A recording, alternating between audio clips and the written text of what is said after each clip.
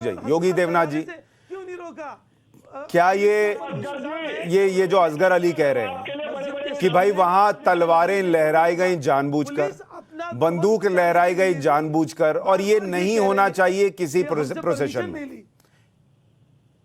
देखिए सुशांत भाई, पहले मैंने बोला, मैं अभी बोल रहा हूँ, हिंदू समाज की कोई भी शोभा यात्रा होती है, तलवार है, भाला है, त्रिशूल है, ये हमारी देवी देवताओं का शोभा यात्रा वो है। चाहे आप कुंभ मेले में देखते हो तो साधु समाज स्नान करती हो तब भी होता है। ये तो इनकी बहानेबाजी है, लेकिन इनका जो प्लान है, जैसे राजस्थान हो गया, गुजरात हो गया, मध्य प्रदेश है, बंगाल है, आप देखेंगे हर जगह ये पत्थरबाजी हो रही है। पहले तो कश्मीर में होती है, अब कश्मीर से निकल के। और योगी जी, मैं आपसे एक सेकंड रिक्वेस्ट कर रहा हूं, एक सेकंड। असगर अली, मेरा एक प्रश्न सुनेंगे आप, क्योंकि आप नॉन स्टॉप बोल रहे हैं। मेरा एक प्रश्न है, आप कह रहे हैं कि प्रोसेशन में तलवार जो है वो हिस्सा है या नहीं है, ठीक है।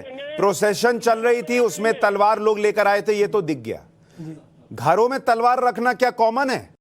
2 मिनट में वहां मूड के हिसाब से चीजें नहीं हुई, तो जो तलवार दूसरी तरफ से आई वो कहां से आई?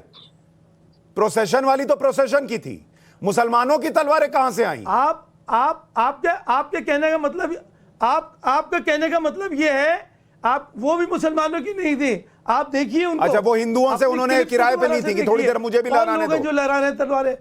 और आप देखिए प्रोसेशन में जो कट्टे लहरा रहे हैं। अरे भाई मैं तो कह रहा हूं, आपकी बात मान ली कि वो तैयारी से आए थे, दूसरी तरफ कहां से आया वो तो बताइए।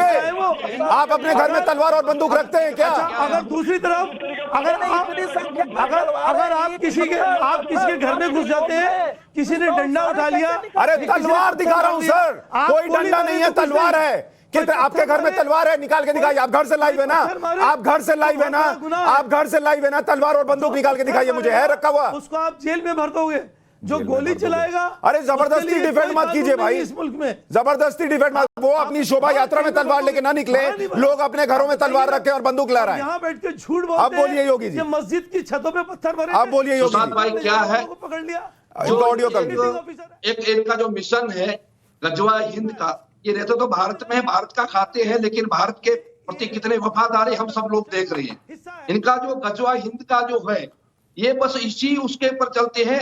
2 टीवी पे बैठते हैं, 2 वकालत करते हैं, पीछे इनकी पूरी की पूरी टीम। मैं हिंदू समाज का आचार्य हूं, मैं संत हूं। मेरा कार्य क्या होता है, मेरी समाज को सत्य रास्ते पे ले जाना, या कोई समाज को गलत जा रहा है उसको सही रास्ते पे ले जाना। इनके धर्म गुरुओं ने कभी आके उसकी निंदा की क्या? अगर मौन है तो समझे वो समर्थक है। आपका मौन आपका समर्थक है, ये समर्थक है।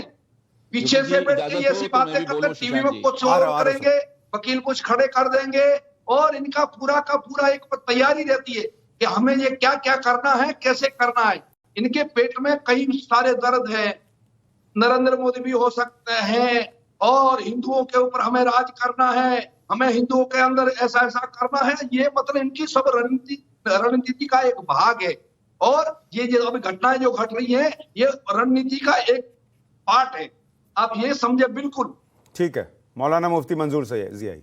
बहुत ही जिम्मेदारी के साथ कह रहा हूं, ये माननीय प्राइम मिनिस्टर नरेंद्र मोदी जी का नाम लेकर के उनको बदनाम कर रहे हैं। वो बहुत ही जिम्मेदार प्राइम मिनिस्टर हैं, और हमारे गृह मंत्री भी बहुत जिम्मेदार शख्स हैं। उन्होंने मुल्क को, वातावरण को सही करने की जरूर कोशिश की होगी, लेकिन ये बताएं जरा सा कि वो कट्टा लेकर के, वो बंदूक लेकर के शोभा यात्रा के दरमियान में कट्टे लेकर के उन कितने लोगों के खिलाफ FIR दर्ज हुई है? योगी जी जरा ये भी बता दे। तलवार लहरा रहे हैं, कोई बात नहीं, आप तलवार लहरा के जाए, कोई मसला नहीं है, लेकिन कट्टे लेकर के जाना, बंदूकें तहराना, और उसके बाद उस कट्टे के खिलाफ कोई भी कार्रवाई नहीं होना, क्या यही हम सूफियों का, हम धर्म गुरुओं का यही काम है कि हम यही बताएं उन लोगों को, तुम तलवार लेकर के जाओ, तुम बंदूक लेकर जाओ, तुम गोलियां लेकर के जाओ? क्या हम गोलियां, बंदूक और कट्टे बाहर ले जाने की इजाजत देंगे? नहीं।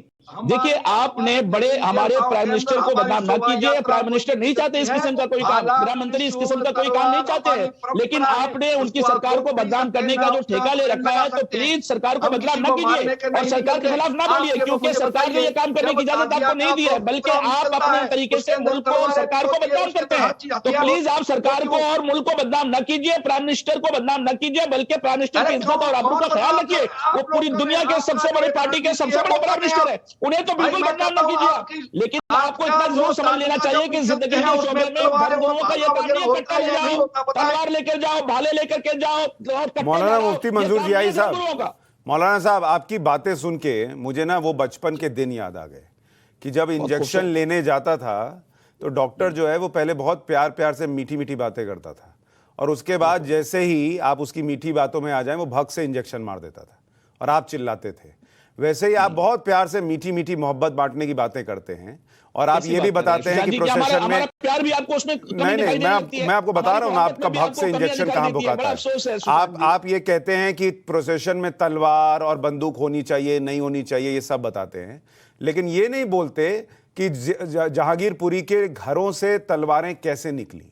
निंदा करता हूं, सख्ती के साथ निंदा करता हूं, कार्रवाई की अपील भी करता हूं, एक मिनट, और जिम्मेदारी से कहता हूं कि जो गलत कर रहे हैं उसके खिलाफ कार्रवाई होनी चाहिए, लेकिन दोनों तरफ, वो कट्टा लहराने के वालों के खिलाफ भी कार्रवाई होनी चाहिए, तलवार निकालने वालों के खिलाफ भी कार्रवाई होनी चाहिए, हर उस शख्स के खिलाफ कार्रवाई होनी चाहिए जो मुल्क को तोड़ने की कोशिश कर रहे हैं और मुल्क का वातावरण खराब कर रहे हैं और मुल्क को बदनाम कर रहे हैं।